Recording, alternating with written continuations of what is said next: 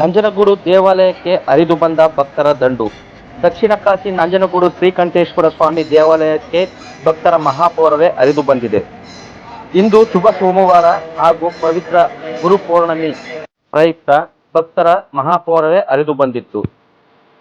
ಅದರಲ್ಲೂ ಹೆಚ್ಚು ಹೆಚ್ಚು ಮಹಿಳಾ ಭಕ್ತರು ಆಗಮಿಸಿ ವಿಶೇಷವಾಗಿತ್ತು.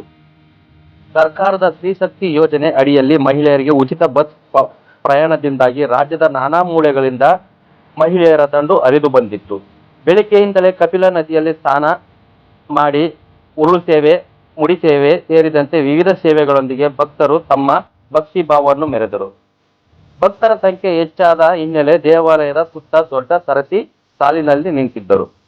65 ವರ್ಷ ಮೇಲ್ಪಟ್ಟ ಭಕ್ತರಿಗೆ ಅನುಕೂಲಕ್ಕಾಗಿ ವಿಶೇಷ ಸರತಿ ಸಾಲನ್ನು ಮಾಡಿದ್ದರು.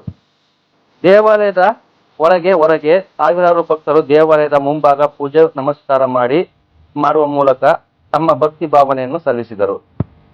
ಭಕ್ತರನ್ನು ನಿಯಂತ್ರಿಸಲು ಪೊಲೀಸರು ಹಾಗೂ ದೇವಾಲಯದ ಸಿಬ್ಬಂದಿ ಹರಸಾಹಸ ಪಟ್ಟರು. ವರದಿ ಮೌನಕ್ರಾಂತಿ ಕನ್ನಡ ನ್ಯೂಸ್.